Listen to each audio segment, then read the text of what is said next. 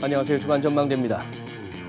우리 국민들 모두 힘든 시간을 보내고 있는 요즘입니다.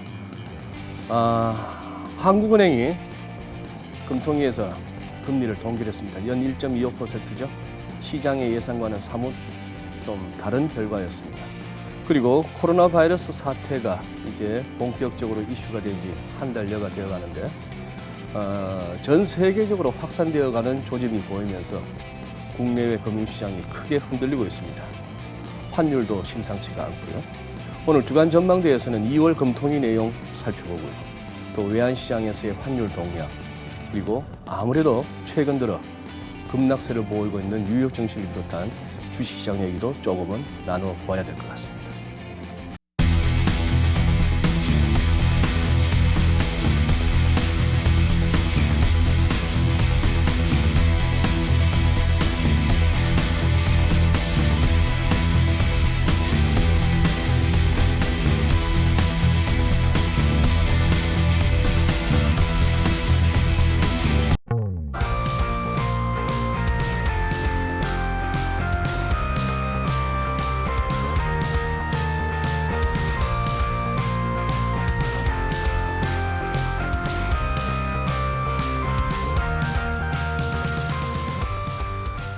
네, 이번 주 주간 전망대 함께해 주실 패널분들 소개해드리겠습니다. 민경원 우리은행 선임연구원님 나와주셨습니다. 안녕하세요. 네, 안녕하세요. 민연구원님. 반갑습니다. 반갑습니다. KB증권의 김두한 수석연구원님 오랜만에 나오셨습니다. 안녕하십니까. 예, 안녕하세요. 대신증권 공동락 팀장님 나와주셨습니다. 공 팀장님, 안녕하세요. 예. 우리 공 팀장님은 오늘 금통이 있었더니 목요일 날 조금 힘든 하루를 보내셨을 것 같아요. 시장에서 엄청 힘든 하루였습니다. 엄청 힘든 하루셨다. 엄청 힘든 하루였습니다. 금리 인하 가능성 갖다가 상당히 이렇게 강하게 주장해 오셨던 공 팀장님이셨고, 네, 그죠? 그렇습니다. 예. 그래요. 자세한 얘기는 또 이따가 한번 해보고. 우리 김영권님 오랜만에 오셨는데 주간 전망대. 네. 뭐가 이렇게 헤어스타일이 달라지셨다. 그죠? 네, 헤어스타일 좀 바꿔봤습니다. 아유, 지금이 웃을 때냐 하겠지만 일부러 웃고 싶습니다. 웃을 일이 없는 가운데야. 요즘 어떻게 기관들 방문하는 세미나는 많이 줄었죠? 대면 접촉이 조금 자제되는 분위기고요. 그럼에도 불구하고 영업을 해야 되니까 네. 이제 뭐 컨퍼런스 콜이라든지 아니면 다른 방안으로 조금 고객들을 접하고 있습니다. 또 시장 계신 분들은 요즘 갑자기 시장 변동성이 커져서 계속해서 또 서로 같이 또 이코노미스트들하고 애널리스트들하고 또 의견을 나누고 싶은 때이기도 한데 수요는 어느 때보다 많은데 그죠? 그렇죠. 그러니까 코로나19라는 변수가 나타났기 때문에 그렇습니다. 좀 시각들의 이견이 있습니다. 예. 우리 민영구님은 제가 리포터로만 보다가 이렇게 주간 전망대 처음 나와주셨습니다. 고맙습니다. 감사합니다. 네네. 그래요. 저기 우선 금통위 얘기부터 한번 해봐야 될 것 같습니다. 네. 우선 뭐 한은에서 금리를 동결한 배경은 어떻게 설명했는지, 그리고 거기에 대한 시장 반응은 어땠던지까지 한번 공 팀장님 한번 설명해 주신다면요. 일단 다들 시장에서는 네. 뭐 이번 코로나 사태도 있고 해서 네. 기준금리를 내리시지 않겠느냐, 인하하지 않겠냐라고 다들 예상을 했었고요. 네. 실제로 어제까지도 뭐 채권 시장에서 그 각종 금리가 기준금리를 하회를 했기 때문에 사실상 기준금리 인하에 대해서 뭐 베팅을 했다라고 봐도 무방할 것 같습니다. 구체적으로 지금 국고 3년, 5년, 10년 대충 어느 정도입니까? 일단은 어제까지가 국고 3년물하고 5년물 금리가 기준금리 1.25%를 하회를 했습니다. 3년물, 5년물이. 예, 그렇습니다. 그리고 오늘 같은 경우에는 3년물은 여전히 1.25% 하회하고요. 5년물 같은 경우는 3bp 정도 높은 1.28 정도로 마감이 됐습니다. 네. 그런데 결과에 대해서 시장은 어떻게 뭐 그럴 만도 했다랍니까? 아니면 조금 어떻게 서프라이즈로 받았습니까? 나름대로는 뭐 일부에서는 항상 이 금통위 결정이라고 하는 게 100%는 없기 때문에 네. 동결을 예상하신 쪽도 있긴 했을 것 같습니다만 네. 시장의 평균적인 수준만 저는 항상 말씀을 드리는 입장이니까 그런 차원인 걸 보면 상당히 좀 서프라이즈였던 것 같고요.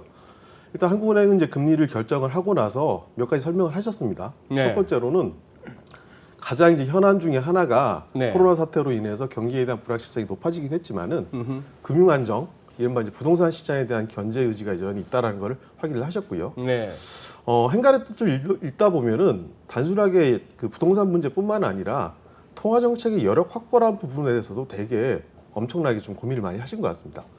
특히나 이번에 만약 금리를 내렸다라고 한다 그러면 사상 최저치가 새롭게 경신이 되는 거고요. 그러면 1%가 되는 거네요. 그렇죠. 통상적으로 25p 내렸다고 본다면. 그렇습니다. 예.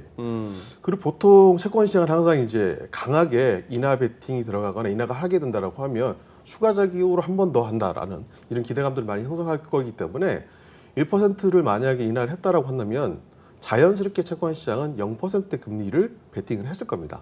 다음은 0.75까지. 그렇죠. 그러다 보니까 하는 입장에서 보면 투자 시장의 기대 심리라는 부분들은 일정 정도 호응할 필요는 있긴 하지만 네. 또 차단할 필요 있다는 이런 인식들이 있었던 것 같고요.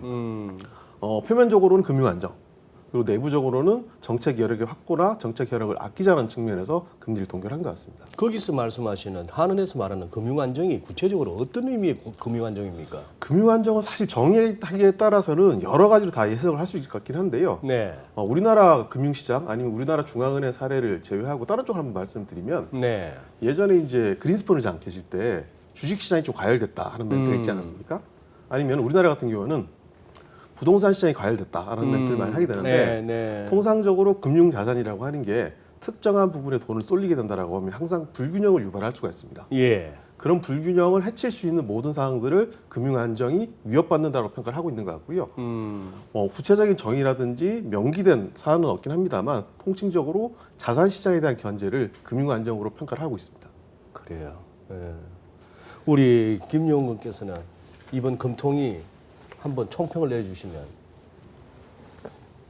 시장의 예상과 조금 달랐던 것 같고요. 시장의 예상과. 네, 금융시장에서는 시중금리의 하락을 보고 또 코로나 사태의 확장성을 보고 이번에는 인하 가능성이 좀 높다라고 저희 KB증권도 봤었는데 결론은 동결이 됐죠. 근데 결론이 동결이 되면서도 한국은행이 통화정책을 가져가는 여러 가지 스킴 중에 하나가 이제 경기를 보는 시각은 네. 눈높이를 낮춤에도 불구하고 동결을 했다 말이죠. 그렇다면 그다음부터 해석이 좀 분분한데 네. 저희가 봤을 때는 총재가 이런 말씀을 하셨죠. 그러니까 코로나 사태가 3월 달에 진정된다는 가정을 갖고 동결을 한다.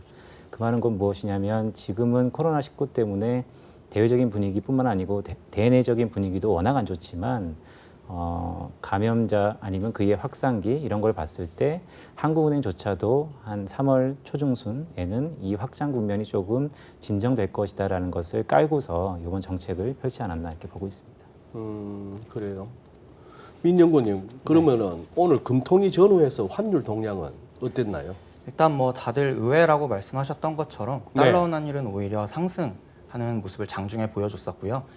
금통위 결정 나고 나서. 네, 직후에는 아무래도 동결이다 보니까 이론적으로 봤을 때 금리를 동결했다는 건 그 국가 통화 가치의 강세를 의미하는 건데 인하하는 거에 비하면은. 네, 그렇죠. 그래서 일시적으로 매도세가 집중되면서 1,210원을 딱 터치를 했었거든요. 네. 근데 일단 금통위 동결 결정이 주식시장과 채권시장을 먼저 건드리고 실망감이 전파가 이제 외환시장으로 조금 뒤늦게 넘어오다 보니까 네. 오히려 저가 매수 기회로 시장에서 많이 생각을 했고 그 이후에는 대부분의 플레이어들이 금리 인하를 통해서 경기 부양을 해주지 않았다는 실망감에 조금 더 포커스가 맞춰지지 않았나. 그래서 달러 환율이 장중에 상승폭을 전부 반납하고 소폭 방보한 마감으로 장을 마감했다라고 볼 수 있을 것 같습니다. 그 금리 동결 결정 나온 게 정확하게 10시 10시 전에 10시 9시 전에. 50분께로 예, 전에 나왔습니다. 기억하고 있고요. 그리고 확진자 우리 발표되는 게 한 10시 아닙니까? 오늘 10시 1분이었었습니다. 10시 1분이었어요. 오히려 그 확진자 발표가 시장에 영향을 더 주지는 않았나요? 그 확진자 발표는 그 실망감으로 인한 저가 매수의 탄력을 붙여줬다라고 볼 수 있을 것 같습니다. 외환 시장에 있어서. 네, 매수 베팅에 대해서 조금 더 확신을 가질 수 있게 만들어주는 재료가 확진자 발표였다라고 오늘 장중 동향을 설명할 수 있을 것 같습니다. 네. 그리고 기본적으로 아니 그 전에 근데 어떻게 성장률 전망치를 갖다가 그대로 2.3에서 2.1% 애초에 2.1% 아니었습니까? 2.3으로 지난해 12월 달 12월 달에 냈다가 네. 조금 낮춰서 2.1%. 그래도 2%대는 한다. 그러면 우리 김영구님하고 우리 공팀장님 두 분께 똑같은 질문이에요. 평소 저의 궁금증이기도 한데 지금 1.25% 수준의 금리를 갖다가 1%로 또 추가 금리 인하를 한다고 해서 뭘 기대할 수 있죠? 즉 제 얘기는 우리나라 지금 기업들이나 뭐 자영업을 하시는 분들이나 뭐 할 것 없이 경제 활동을 하시는 분들이 금리가 높아서 죽겠다는 거 아니거든요. 제가 알기로는 경기 자체가 너무 안 좋고 뭘 하려 해도 무슨 뭐 장사를 해도 임대료가 너무 비싸고 뭘 땅값도 비싸고 인건비도 만만찮고 거기다가 지금 이 코로나19라고 하는 이걸로 인해서 이른바 이 공급망이 교란이 오면서 공장이 돌아갈 수가 없고 여기에서 1.25를 1%로 한다고 해서 무슨 크게 달라지는 게 있는가 하는 겁니다. 뭐 김영곤님 먼저 이 의문을 한번 좀 해소해 주시죠. 기준금리가 1% 언저리로 수렴하면서 수렴하면서 상당 부분 한국은행의 통화정책에 대한 실효성에 대해서 의문감이 의구심이 많죠. 왜냐하면 금융비용이 비싼 건 아니니까. 하지만 한국은행 입장에서 제가 뭐 한국은행을 대변하는 건 아닙니다. 하지만 한국은행 입장에서 보면 어떤 사태가 벌어졌고 시중의 경제 주체들은 충격을 가하고 있고 실효성이 이전보다 없은 건 당연하지만 그럼에도 불구하고 아무 조치도 안 한 것은 후폭풍이 훨씬 더 크다라고 생각을 하고 있기 때문에 이번에는 어떻게 보면 금리를 더 낮추는 듯한 스탠스를 주는 것도 마땅하다라고 개인적으로 생각을 하고 있는데요.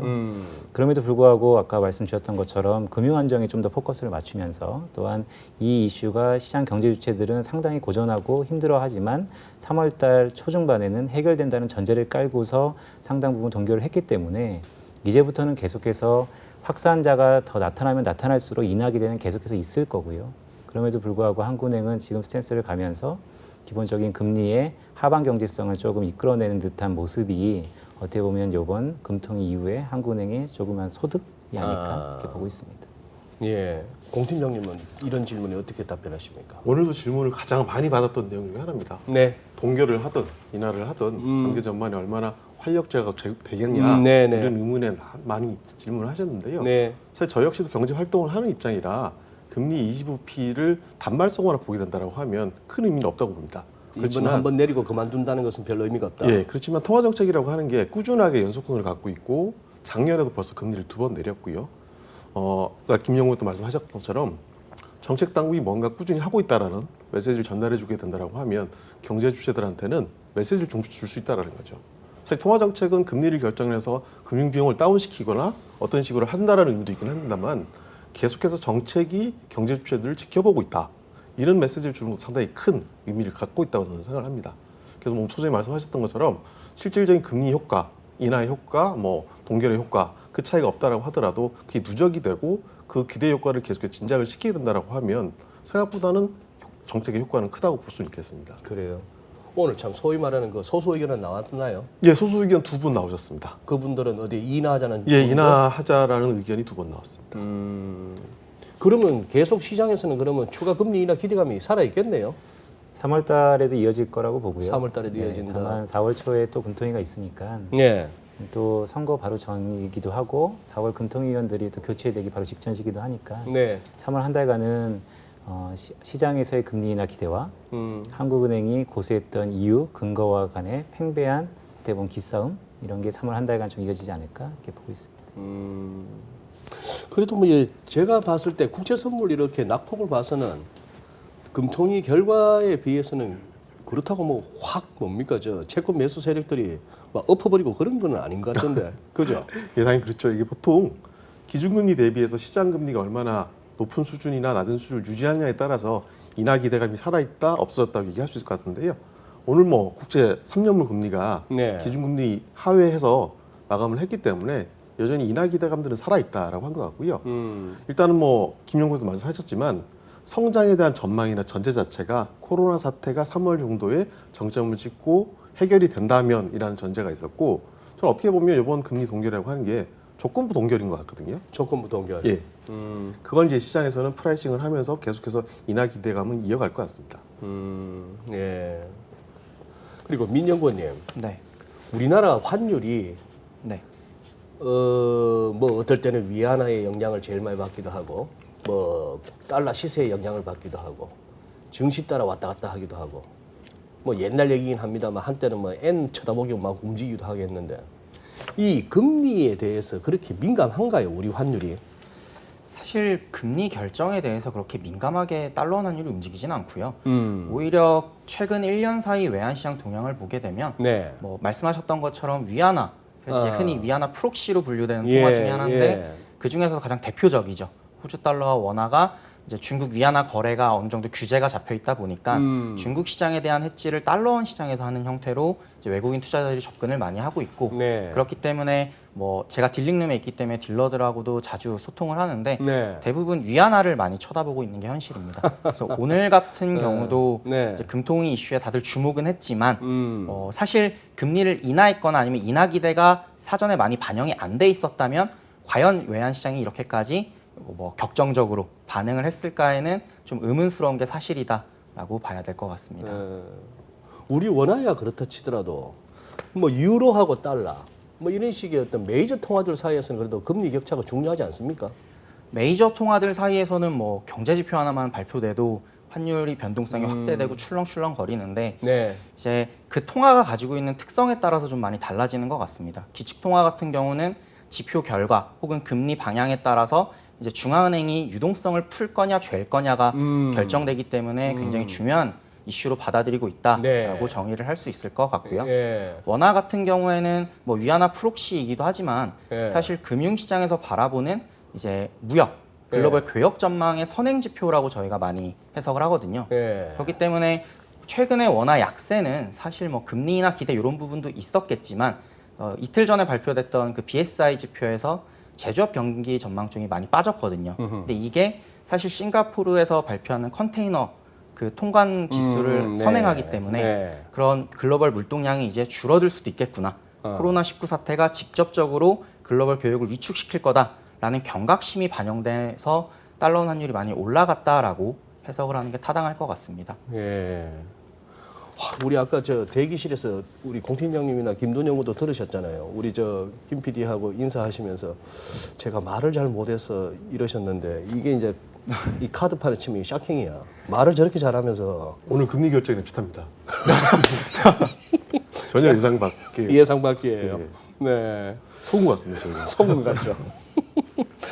그래요. 참. 자, 그리고 지금 미국 얘기를 좀 해야 될 것 같은데 제가 벌써 한 달 전쯤이었나 그때 박정현 우리 저 부장 나오시고 했었을 때 제가 툭 지나가는 말로 혹시 이거 그때 막 미국채 수익률 막 떨어지고 할 때 주가는 주가대로 오르고 막 채권 가격도 오르고 할 때 이러다가 이거 1.36 옛날에 봤던 레벨 보는 거 아니야 했더만 아 설마 거기까지요 했는데 어제 장중에 1.3도 살짝 밑으로 내려갔어요. 이 사상 최저 아닙니까? 사상 최저죠. 지금 미국의 연방기금 금리 하단이 1.5인데 10년물이 그럼 1.3 근방이라는 것이 그렇다면 이걸 갖다가 이 시장이 지금 채권 시장이 잘못된 거예요. 미국 연준의 금리가 잘못된 거예요. 항상 기대가 앞서면 이제 잘잘못을 따지기 전에 시차가 좀 있는 것 같습니다. 잘잘못을 따지기 전에. 네, 시차가 좀 있다라고 보고요. 이미 3월달 미 연준의 금리 인하 확률이 조금씩 올라가기 시작했고 올해 연내 금리를 한 2번 정도 낮출 거라는 확률도 상당히 높아지고 있는 국면인 건 사실입니다. 뭐 오늘 한국은행도 공교롭게 시장의 예상과 다른 정책을 펼쳤기 때문에 이제부터는 연준을 보는 시각, 물론 시장의 기대만큼 꼭 부합하면서 연준이 반응하는 건 아니기 때문에 지금부터는 이제 전망이 매우 중요하겠죠. 저희는 기본적으로 미국 연준은 올해 동결 기조가 좀 이어질 것이다라고 베이스로 깔고 있으면서 최근에 1분기에 미국 GDP의 성장률 둔화라든지 아니면 코로나19의 미국의 서비스업으로 얼마나 확산 정도를 조금 모니터링하면서 주시는 하고 있지만 기본적으로 연준은 올해 동결 기조를 갈 것이다라고 깔고 있습니다. 그러면 연준은 동결로 이 와중에도 동결로 간다. 그러니까 시장에서 금리는 저렇게 막 뚝뚝 떨어져도 그러니까 이 와중이라는 얘기는 지금 시장 금리를 추고 보면 마치 오늘 한국은행이 금통위가 열리기 전의 상황이랑 비슷할 수도 있지만 네 그러네요. 하지만 미국 경제를 놓고 보면 미국 경제의 큰 축이라고 할 수 있는 소비 경제랑 지난해 세 차례 보험성 금리 인하 이후에 부동산 경기의 턴어라운드가 가시화되고 있기 때문에 그렇다면 미국의 경기 상황을 놓고 봤을 때 1분기 둔화는 어느 정도 저희가 받아들이고 있고 네. 그러면 2, 3, 4분기 추세적으로 올라갈 수 있는 미국 경제를 생각해 본다면 지금의 시장 금리의 하락은 조금 과한 거 아닌가라고 생각을 하고 있습니다. 과한 거 아니냐. 어떻게 공팀장님도 항상 시장의 기대는 과하다라는 표현이 있을 수밖에 없습니다. 항상 가격은 하루 종일 계속 움직이게 되는 거고요. 기준금리는 뭐 한 달에 한 번, 내지 뭐 한 달 반마다 한 번 결정해야 되다 보니까 먼저 시차가 존재를 하고 그 과정에서 들쭉날쭉 많이 하게 되는 건데요. 상대적으로 저희는 최근에 미국 채시장에서 나타나는 부분들은 아마 저는 리스크 내지는 향후에 발생할 수 있는 불확실성에 대한 프라이싱이 상당히 크다고 보고 있습니다. 예를 들어 지난주 같은 경우에 네. 그 미국 연준의 부의장 클라우디아 부의장 같은 경우가 사실 클라리다. 예 클라리다 네. 그 부의장 같은 경우가 실세인데요. 그분이 이제 금리 인하는 없다. 미국 경제는 펀더멘탈이 여전히 확고하기 때문에 지금 상황에서 금리를 인하할 단계는 아니다라고 얘기를 했습니다. 당연히 그렇게 되면 채권의 가격은 떨어지고 금리는 뛰어야 됩니다. 당연히 그렇게 되는데 오히려 그 당시 시장의 반응은 주식 시장이 그 멘트를 받아서 약세를 보이고요. 상대적으로 채권 시장이 주식이 약세를 보이니까 안전자산사로 보면서 금리가 더 빠졌습니다. 저는 지금의 단계가 어떻게 보면 추후에 그게 실현 가능성 여부나 실제로 액션을 취할지는 잘 모르겠지만 일종의 위험이라든지 불확실성에 대한 프라이싱이 채권 시장 측면에서 들어갔다고 볼 수 있을 것 같고요. 네. 보통 채권 시장의 프라이싱이 한번 있으면 제 선례로 보면 네. 제 기억으로 보게 된다라고 하면 적중률이 꽤 높았거든요.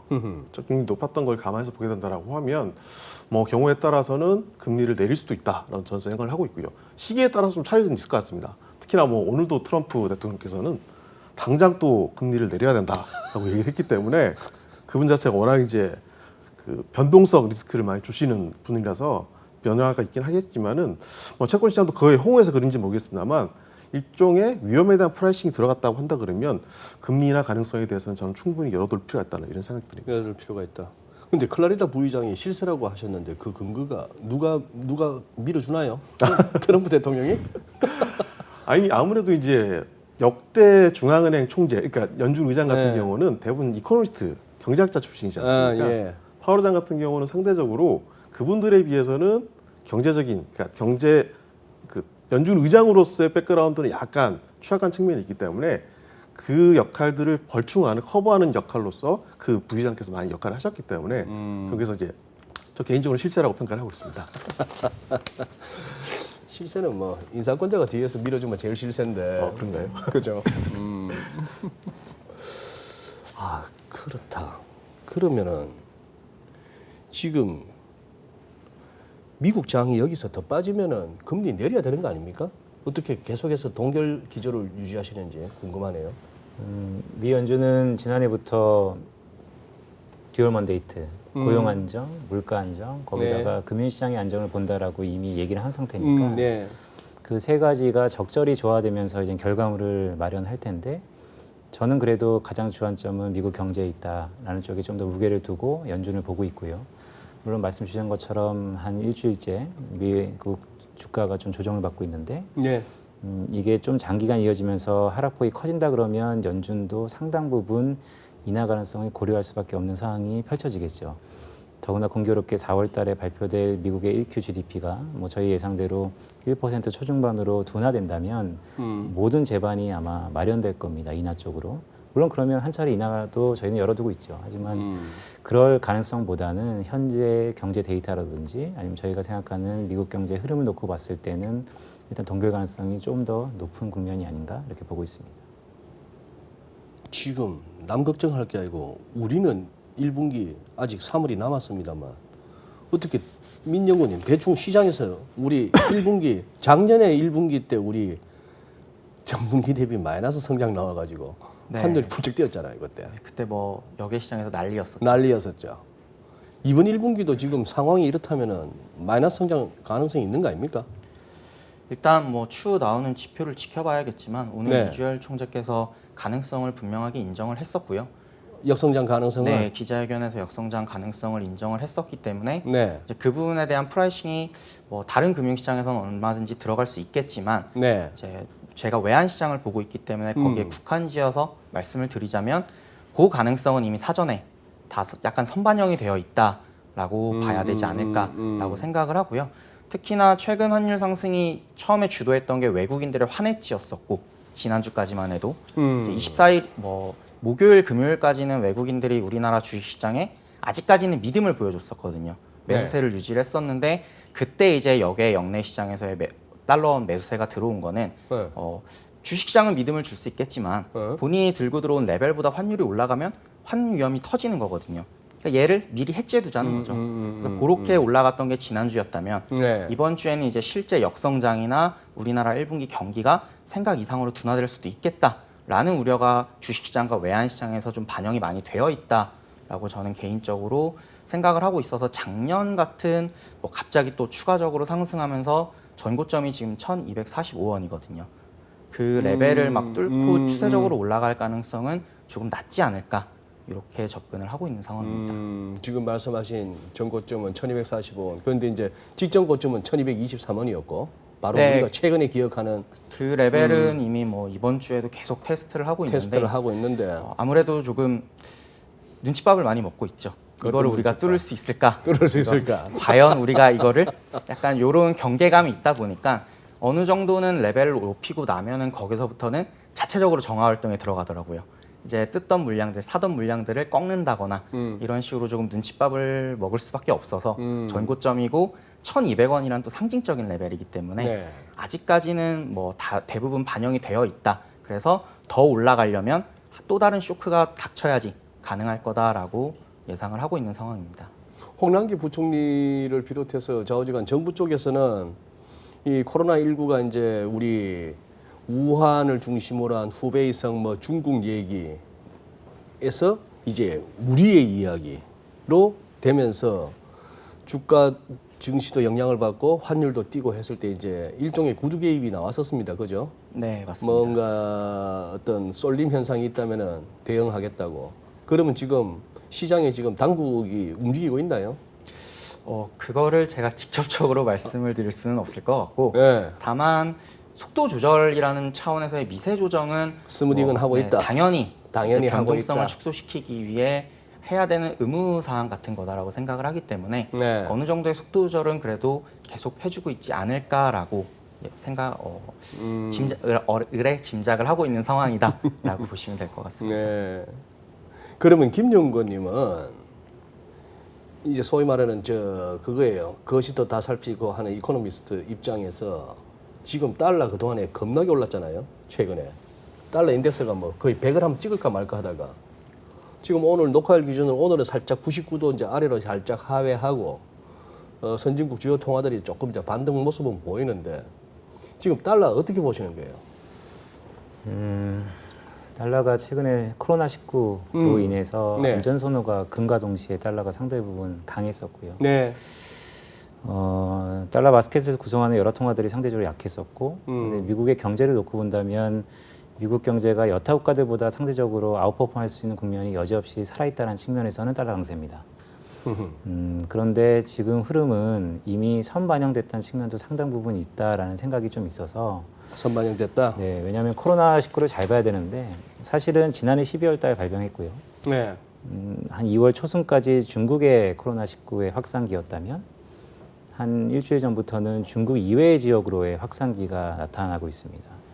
지금부터 관심사는 한국은행 총재도 오늘 말씀을 주셨었지만 3월 초중순에 한국이 잠잠해진다면 오히려 미국을 중심으로 선진국발 코로나 3차 확산 가능성도 어느 정도 저희는 배제하지 않고 있기 때문에 그렇다면 달러는 생각보다 강세 압력이 높을까에 대한 것도 또 퀘스천이고요. 왜냐하면 직접적으로 미국 경제에 영향이 있을 거니까. 그래서 달러의 강세 요인과 약세 요인이 혼재되면서 결국 박스권이고요. 하지만 지금부터 추세가 위쪽이었다면 박스권에서의 아래쪽으로서 3월 달은 조금 가지 않을까. 그래도 여지없이 박스권이란 달러 인덱스를 이렇게 보고 있습니다.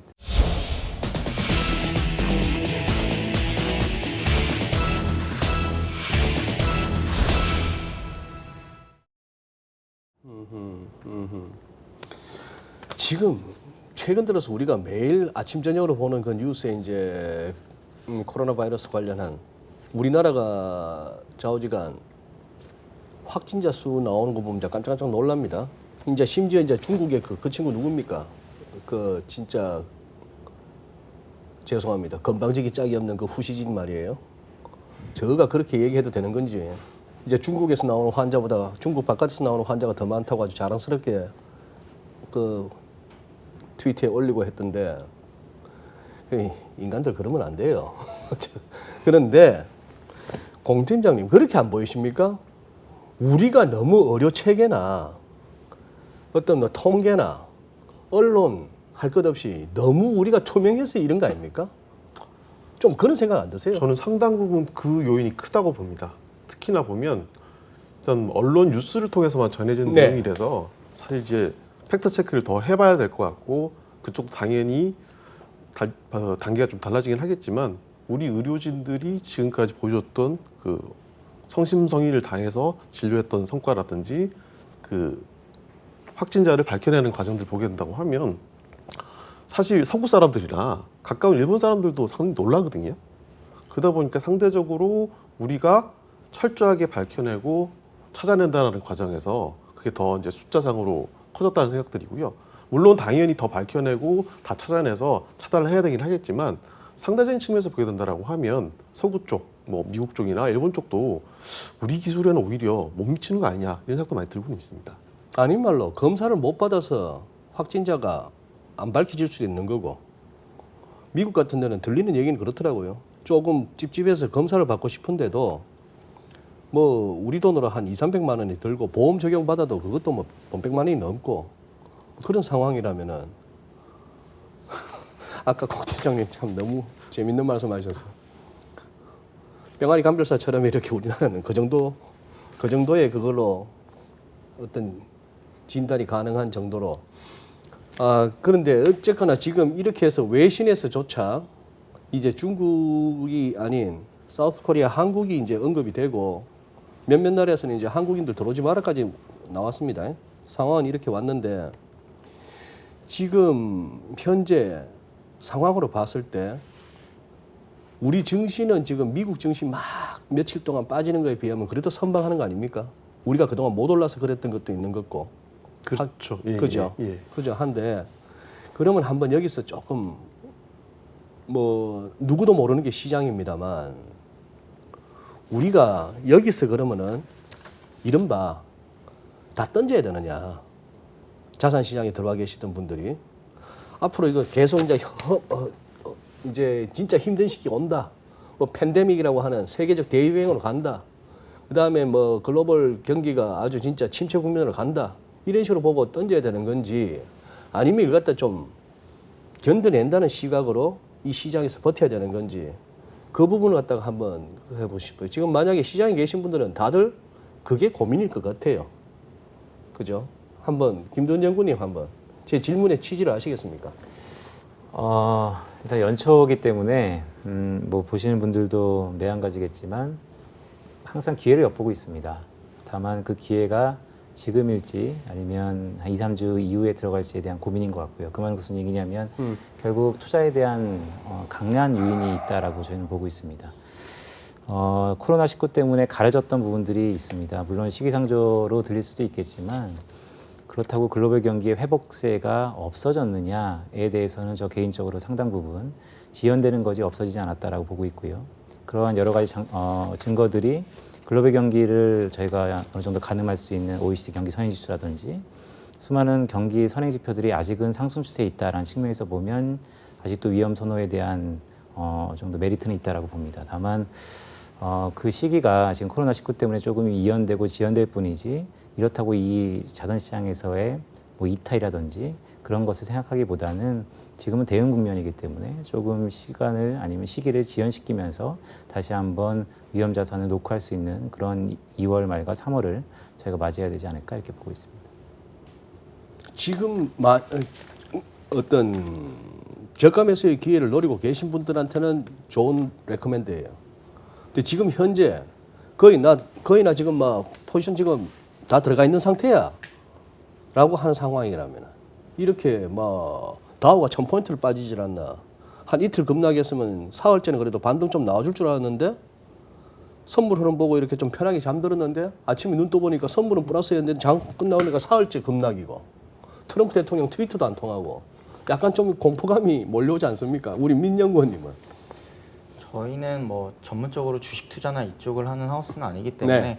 그냥 뭐 첨언하는 식으로 말씀을 네, 드리자면 저희가 가장 최근에 주목해서 보고 있는 지표는 이제 뭐 중국 통화공급이나 차이신 제조업 이 두 가지인데 미국 주식을 얘기하다 왜 갑자기 중국 지표 얘기를 하냐면 2016년 이후로 놓고 봤을 때 이제 S&P 500의 수익률을 가장 잘 설명하는 지표가 차이신 제조업 PMI거든요.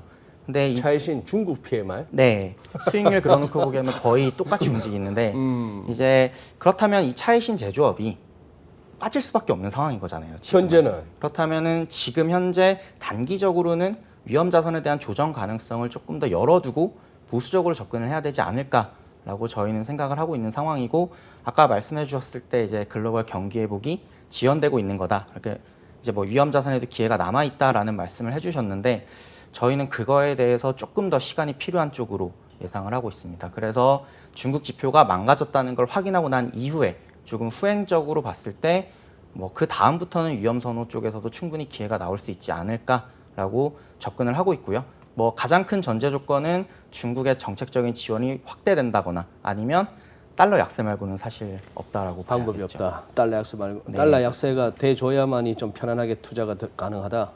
네, 그렇게 보고 있습니다.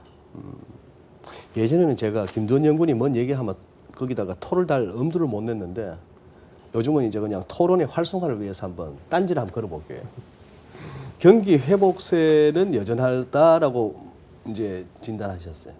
혹시 금융위기 이후 지금까지 근한 2008년부터 지금 한 12년 가까운 이 자산시장의 랠리 그리고 경기 확장기라고 표현되어지는 우리가 이코노미스트들이 가끔 보여주는 이렇게 X축에 시간축에다가 가끔씩 이렇게 음영 처리한 리세션 이 부분이 요새 없어진 지가 한참이에요.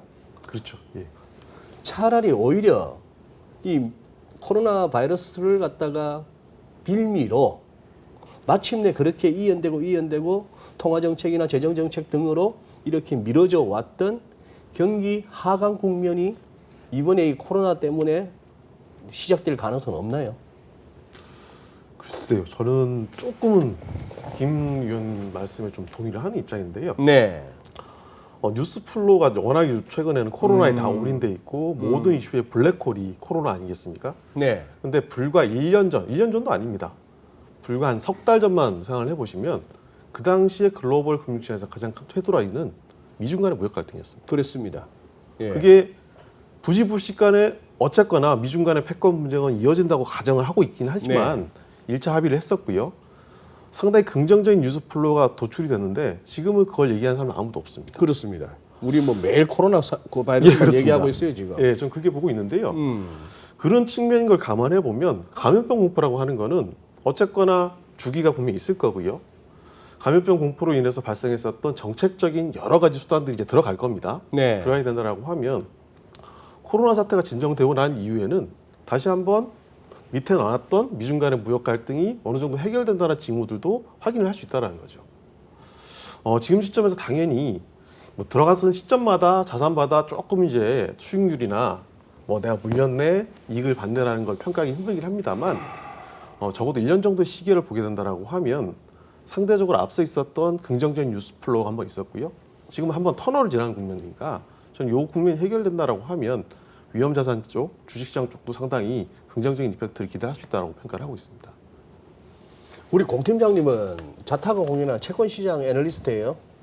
예, 그렇죠. 예, 예. 근데 채권이 지금 겁나게 올라가고 있어요. 채권 수익률이라고 대변되는 시장 금리는 막 낮아지고 있고. 그러면 채권 시장이 잘못했네. 채권 시장이 잘못했네. 지금 공 팀장님 논리를 하면은 앞으로 좋아질 일이 있는데. 저는 이제 그걸 생각을 하고 있습니다. 보통 이런 이벤트가 생기게 되면 주식하고 채권은 안전자산하고 위험자산이라 그래서 앞집 뒷집입니다.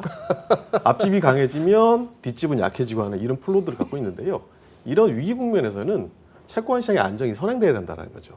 금리의 안정과 금융시장의 안정이 동시에 이루어진다고 가정을 해보게 된다고 하면 채권 금리의 안정이나 채권 가격이 이렇게 안정적인 부분들을 계속 프라이싱하면서 정책 당국한테 요구를 하게 되겠죠. 그리고 그 정책적인 요구가 받아들여지게 된다고 하면 위험자산 쪽은 상대적으로 더 우위를 갈 수 있다고 하는 거고요. 저는 그래서 지금 국면에서는 채권이 단순하게 안전자산이다, 주식에 대비되는 자산이다가 아니라 금융시장의 안전판 내지는 정책적인 수단으로 봐야 된다는 생각입니다. 김영구님은 혹시 최근에 코로나19 사태뿐만이 아니고 좌우지간 2월 하순 접어들어서 뭐 이렇게 미국 증시나 유럽 증시 동향을 보든지 했을 때 이 좀 뭡니까 이거 이 방송 용어가 아닌데 쎄하지 않으세요? 코로나19는 어떻게 보면 태생적으로 증권사에서 좀 더 빨리 감각적으로 리서치가 들어갔죠. 다만 과거 2003년 아니면 2015년 메르스 사태를 비하면서 크지 않을 것이다. 아니면 어느 정도 가다가 뭐 경감될 것이다. 라는 복선을 깔고 또 리서치에 임한 것도 있습니다. 생각보다 확산이 된 것도 사실이고요. 그렇다 네. 보니까 우리 경제 체감 지수들이 상당 부분 하락세를 보이고 있고 실제 저희가 봤었던 연초의 눈높이도 상당 부분 낮아지고 있습니다. 하지만 이런 시기에 저는 개인적으로 그렇다면 근본적으로 이 연초에 시작했었던 이 회복세에 대한 자신감들 아니면 DNA들이 바뀌었느냐에 대해서는 아직까지도 바뀌지 않았다라는 가능 컨디션을 갖고 있고요. 그거의 선두주자로서 미국 경제가 글로벌 경제를 이끌 수 있다라고 보고 있고 여지없이 KB증권은 미국 경제만 놓고 봤을 때 상저하고의 패턴, 즉 하반기로 갈수록 미국 경제는 더 좋아질 수 있다라는 강한 자신감을 갖고 있습니다. 고용시장과 소비와 부동산이 결부되는 미국 경제는 강할 것이다 이렇게 보고 있기 때문에 그렇다면 특히 미국을 갖고 논한다면 경기 확장 국면이 지속된다라고 보고 있고요. 네. 그렇기 때문에 지금 저의 고민은 어쨌든 서플라이 체인의 차질이기 때문에 이 이연된 수요들이 이 코로나라는 거품이 거치고 나면 어느 한 곳에 집중될 텐데 그게 국가든 산업이든 그 이연 수요를 잡는 것이 어떻게 보면 상반기 때 상당 부분 저희가 투자 하나의 방법 아니면 목표가 돼야 된다라는 생각에서 계속해서 그런 부분을 좀 집중해서 보고 있고요. 말씀 주셨던 것처럼 최근에 코로나 사태가 불거지면서 심리 지표들이 둔화되고 하락하는 거에서 인지는 하고 있지만 아직까지 크게 뭐 그런 쪽에 무게를 두면서 경제를 보고 있지는 않습니다. 저는 오늘 뭐 개인적으로 한 두 군데 이렇게 통화를 하면서 실제 그 사업을 하는 지인들이에요. 현장에서 뛰는 사람들이죠. 거의 뭐 절규였어요, 절규. 돌아갈 수가 없대 지금.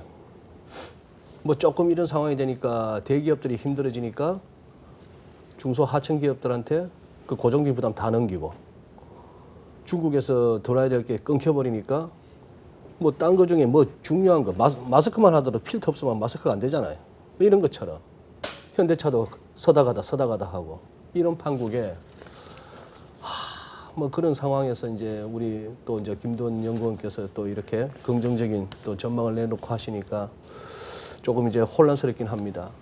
지금 민 연구원님께는 오늘 녹화일 기준으로 좌우지간 뉴욕장 사흘 그렇게 막 빠지고 나니까 트럼프 대통령이 인도서 오자마자 기자회견을 했는데 뭔 내용이 나왔습니까? 일단 코로나 바이러스에 대한 뭐 시장의 불안 심리가 확산되는 걸 진화하려고 최대한 노력을 했던 것 같고요. 네. 그 와중에 이제 독감 환자 흉내 내면서 좀 지탄을 조금 받기도 했었는데 무슨 소리예요? 또 기자회견 중에 이제 독감 환자 흉내를 비슷하게 내면서 흉내를 냈다고요? 네, 콜록콜록 했답니다. 네. 이렇게. 그것 때문에 이제 지탄을 많이 받기도 했지만 뭐 CDC에서 처음에 그 팬데믹 얘기를 하고 나서 주가가 빠지니까 굉장히 화를 많이 냈다라는 그래요. 얘기가 네. 있었거든요. 네. 그래서 뭐 결국 무슨 말씀을 하셨던지 간에 목표는 주가를 부양하기 위해서 나왔다라고 보고 있었는데 예. 사실 지금 트럼프 대통령이 그렇게 얘기를 한다고 해서 주가가 안 빠질 거다라고 보고 있지는 않거든요. 그래서 노력은 했지만 트럼프 대통령이 주가를 부양하기 위해서 결실은 크지 않아 보이는 그런 기자회견이 되지 않았나라고 보고 있습니다. 아니 이게 바이러스는 대통령이고 주석이고 안 통해요. 사람들은 뭐 주석이나 미국 대통령이나 뭐 얘기한다 하면 그래 뭐 의지라도 내비치네 하면서 이렇게 쳐주는데 바이러스는 못 알아듣기도 하고 I don't care거든. 그렇죠. 그러면 어떻게 대처하겠다는 거였어요? 구체적으로. 일단 뭐 마이클 펜스 부통령을 그 바이러스 관련된 최고 책임자로 임명을 할 거고 뭐 신약 개발도 조만간 완료가 될 거고 이런 식으로 긍정적인 코멘트를 불어넣어 주는데 그쳤고요. 그리고 뭐 아까 공 팀장님께서 말씀을 하셨지만 결국에 기승전 금리 인하를 해야 된다. 이런 식으로 마무리가 된 뭐 연설이지 않았나. 뭐 뭐 시장에서 결국 트럼프 대통령 그 실제 연설을 아침에 다 틀어놓고 있었거든요. 뒷모임에서도. 네. 근데 결국 다들 연준 패드 얘기 나오니까 다 끄시더라고요. 왜냐하면 늘 같은 패턴의 기자회견의 반복이었기 때문에 역시나 또 저분은 우리나라 미국 경제는 강하고 우리는 잘 이겨낼 수 있지만 연준은 주가를 부양하기 위해 금리를 내려야 된다라는 식으로 귀결이 돼버리니까 오히려 아까 말씀하셨던 것처럼 트럼프 대통령의 뭐 발언이나 트위터들이 생각보다 이전만큼은 큰 영향을 못 미치는 걸 오히려 확인할 수 있었던 자리지 않았나 이렇게 보는 게 맞을 것 같습니다. 저도 그때 뭘 하다가 인포맥스 속보만 봤는데 무엇이든지 하겠다. 그러면 오늘 트럼프 대통령 입에서 또 whatever가 나왔어요. 그 드라기 총재 잘 쓰는 whatever it takes 뭐라도 하겠다. 그것도 whatever가 나온 겁니까 또? 그 비슷한? 네, 뭐 비슷한 얘기를 많이 하셨던 것 같아요.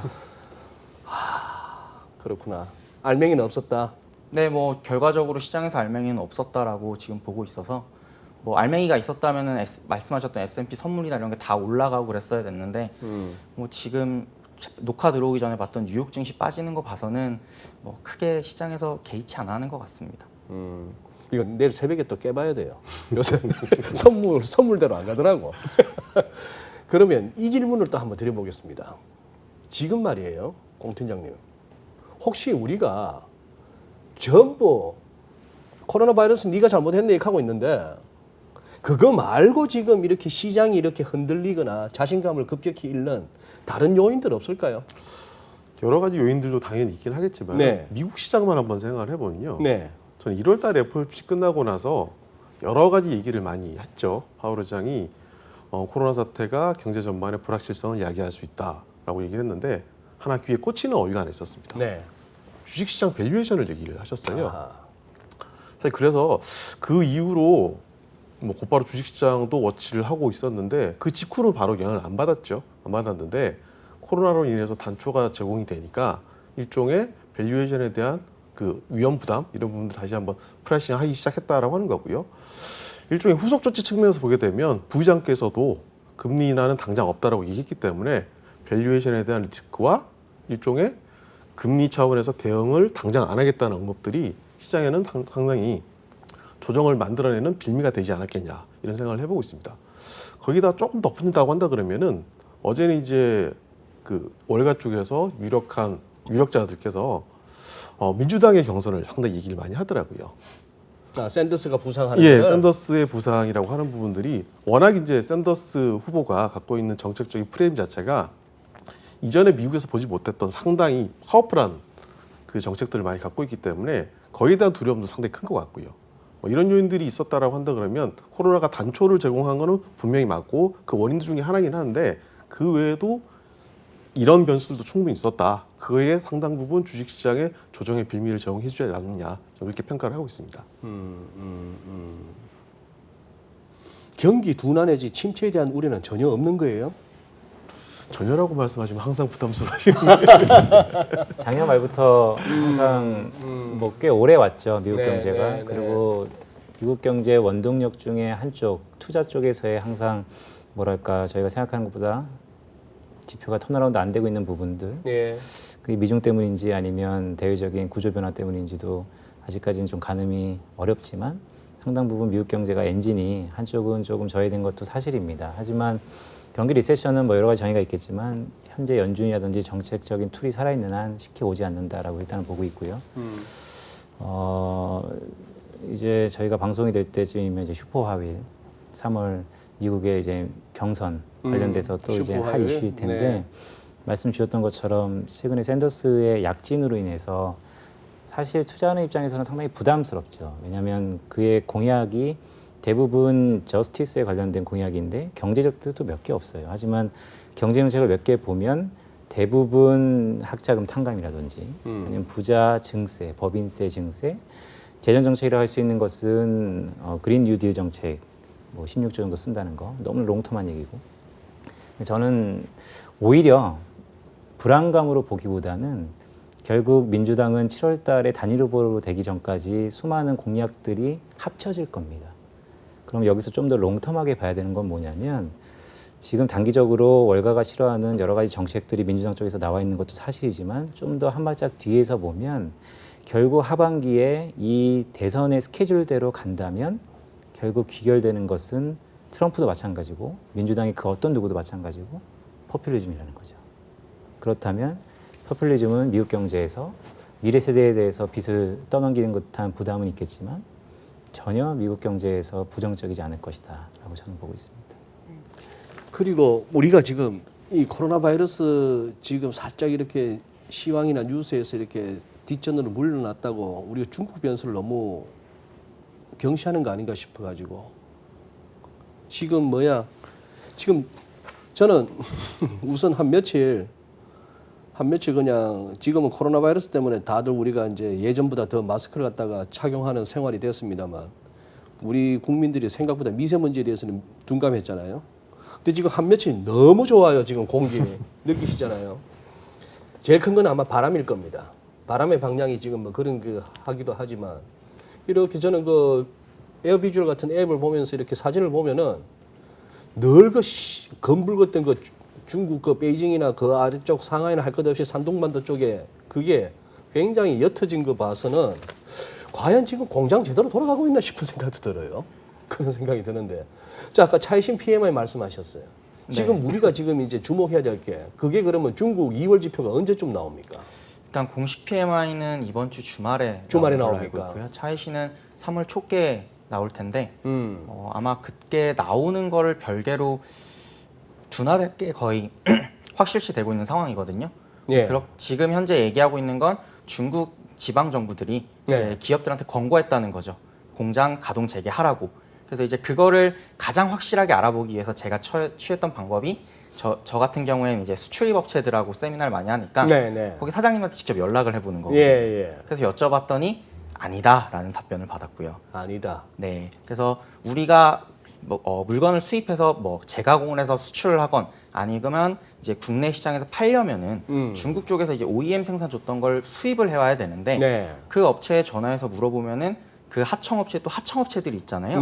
그쪽은 아직 정상화가 되기 좀 시간이 걸릴 것 같다라는 답변을 받았다라고 하더라고요. 그래서 사실 중국 쪽의 통계에 대한 의구심이 계속 있는 상황이고 그렇다고 당장 제조업이 다 다시 가동이 되면서 중국이 V자 반등을 시장에서 많이 얘기를 했었잖아요. 근데 저는 중국이 V자라기보다는 조금 더 뉘어서 나이키 모양을 그려놓고 올해 중국 경제를 봐야 되지 않을까. 아직까지 중국 제조업 정상화는 조금 이른 판단이지 싶다라는 게 저의 개인적인 생각입니다.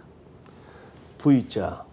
네, 그거보다 약간 눕힌 나이키. 네, 조금 눕혀서 나이키자로 혹시 보자. 르카프는?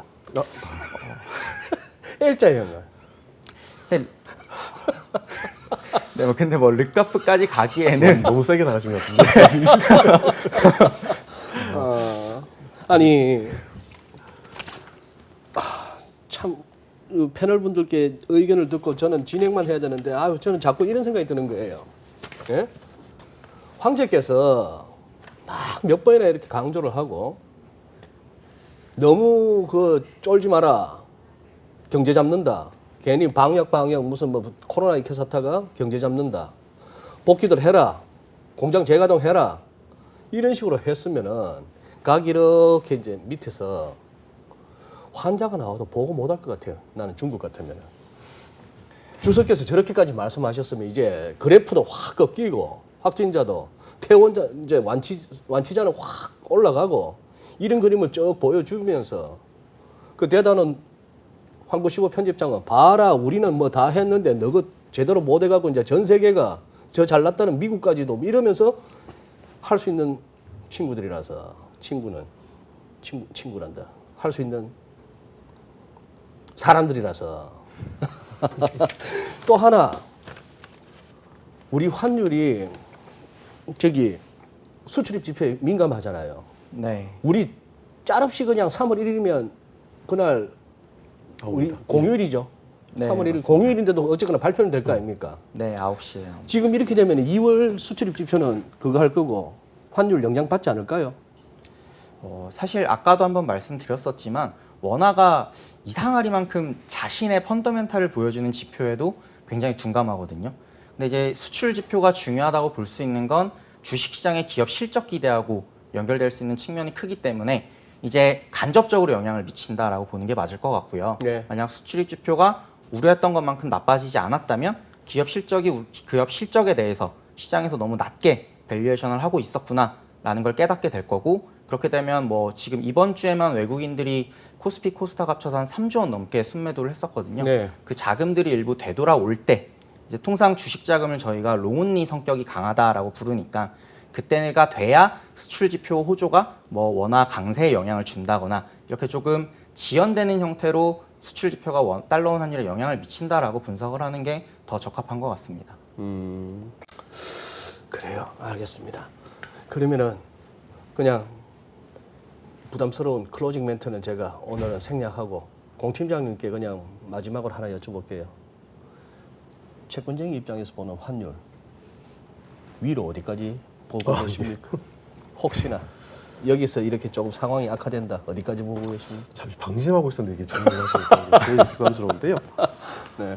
이게 각종 뭐 가장 손쉽게 금리든 주가든 환율이든 전고점, 전저점 많이 보지 않습니까? 네. 그러면 이제 지금의 전고점이라고 하는 부분들은 뭐 작년 수준을 거의 터치를 했으니까 2016년 버전일 것 같아요. 2016년 초반에 있었던 1240원 정도인가요? 45원. 네, 1245원. 그 정도 레벨로 저 기억을 하는데요. 그 당시에 무슨 일이 있었는지를 복기를 해보면 조금은 그림이 나올 것 같습니다. 일단 그 당시로 제 기억으로는 글로벌한 관점에서는 유가가 많이 빠졌고요.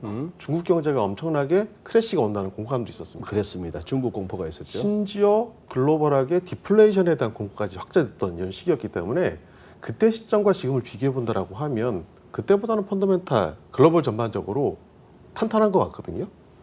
그런 측면에서 감안해서 보게 된다고 하면 전고점을 뭐 터치를 하거나 트라이할 수 있는 분명히 여전히 있긴 하겠지만 그 이상으로 뛰지는 않을 것 같습니다. 그 이상은 튀지가 않을 것 같다. 그래요. 그리고 지금 우리 모두가 바라는 거는 달러 약세입니다. 트럼프 대통령도 굉장히 바라는 것이 달러 약세고, 달러 약세를 갖다 촉발시킬 수 있는 어떤 그 모멘텀이라 할까 아니면 정책 수단이라 할까, 그것만 하나 듣고 마무리해 볼까요? 상대적인 경제 펀더멘털의 우위는 미국이 항상 가져갈 것 같습니다. 거기에는 여지가 없고요. 네. 다만 회복 속도의 차이는 좀 있어 보입니다. 네. 연초 저희가 유로존의 경제 회복 속도를 상당 부분 좋게 봤었는데 뭐 심플한 논리입니다. 지난 2년 동안 미중 무역 분쟁 때문에 추세적으로 이탈했던 부분은 서비스 소비가 아닌 제조업의 산업 생산이었다는 측면에서 미중 무역 분쟁이 휴직에 들어갔다는 것은 내려갔던 하락폭이 빠르게 캐치업될 수 있고, 그렇다면 우리가 흔히 보는 PMI 제조업 지수 중에 가장 낙폭이 컸던 것은 유로존 PMI였다. 그렇기 때문에 캐치업도 빠를 것이다 라는 기존 연초 뷰를 갖고 있고요. 다만 최근에 코로나 이슈가 중국 경기 둔화, 시차를 갖고 유럽 경제에도 영향을 주기 때문에 이게 하반기로 다 이연될 것 같습니다. 그렇다면 하반기에 지금하고 똑같은 흐름에서 캐치업 속도를 보면 여지없이 유로존이 상대 강도가 좀 높을 것이다 라는 측면에서 보면 유로화의 상대적인 강세, 하반기에 달러의 약세 정도의 박스권, 이렇게 좀 볼 수 있겠죠. 알겠습니다. 예. 어쨌거나 지금 이제 중국 외 지역에서 어떤 코로나19의 확산이 뭐 조금 이제 초기 단계인데 이후 이제 추이를 갖다가 어쨌거나 우리가 주목할 수밖에 없는 상황인 것 같고요.